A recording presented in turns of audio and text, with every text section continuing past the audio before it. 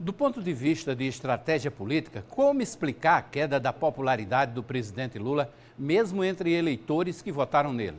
Correio Debate conversou pela internet com Magno Caos. Ele é cientista político, bacharel em Ciências Sociais pela Universidade Federal do Rio de Janeiro, mestre e doutor em Políticas Públicas. Para Magno, Lula ainda não entendeu que nesse terceiro mandato ele encontrou um país totalmente diferente do que quando foi eleito pela primeira vez. Acompanhe. O Lula entra nesse terceiro governo com um país bastante diferente daquele que ele encontrou nas outras duas eleições que venceu, em 2002 e 2006. Hoje, o Brasil tem uma oposição tanto na sociedade, muito bem organizada, ou melhor organizada do que era na primeira década do século, e uma oposição também mais bem organizada no Congresso Nacional. Então, isso gera uma dificuldade para passar daqueles grandes projetos, daqueles projetos que marcam o governo, que geram grandes entregas para o Executivo, e também gera uma dificuldade na sociedade por já ter vencido por uma margem pequena e a sociedade encarar o governo com muita desconfiança.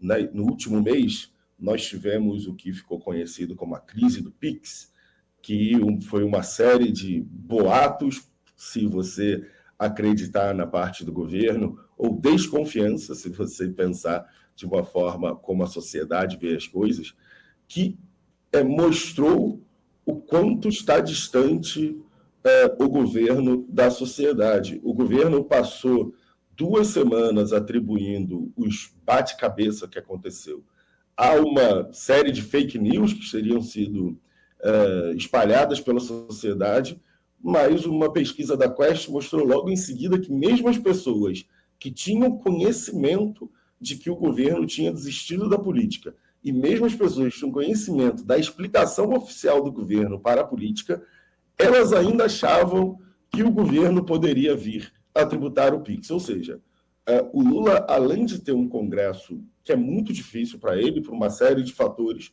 tem uma desconfiança na sociedade que o governo parece resistir em admitir. Então, esses são, na minha visão, os parâmetros que fazem com que essa presidência do Lula seja mais complicada para o presidente e a sua equipe do que foram as 2 outras administrações de Lula à frente do país. Há uma falta de comunicação alinhada do governo?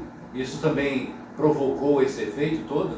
Sim, claramente há um problema de comunicação do governo para explicar, por exemplo, qual é a visão do governo para os próximos 4 anos, o que quer o governo, quais são as principais bandeiras. O que nós temos é um governo que não saiu do palanque, um presidente que continua a debater com Jair Bolsonaro como se ainda estivéssemos em campanha, que tem dificuldade de fazer grandes entregas, e mesmo as grandes entregas que o governo fez até hoje, por exemplo, a reforma da estrutura tributária brasileira, não ficou muito claro para o cidadão comum quais eram os seus benefícios, porque valeu tanto investimento por parte do governo, de tempo, de recursos, para que essa mudança, que é uma mudança estudada no Brasil há muitos anos, fosse algo a ser considerado importante. Então, mesmo o presidente Lula diz que falta ao governo uma grande entrega. Na verdade, falta, de fato, ao governo uma grande entrega, mas falta também comunicar à sociedade o que o governo tem, de fato, tem feito. A gente acaba sabendo muito mais dos problemas que tem o governo do que o que, de fato, está acontecendo por lá. As notícias ruins correm muito mais rápido e cabe ao governo construir a sua máquina de comunicação com eficiência para que seus feitos fiquem conhecidos pela população.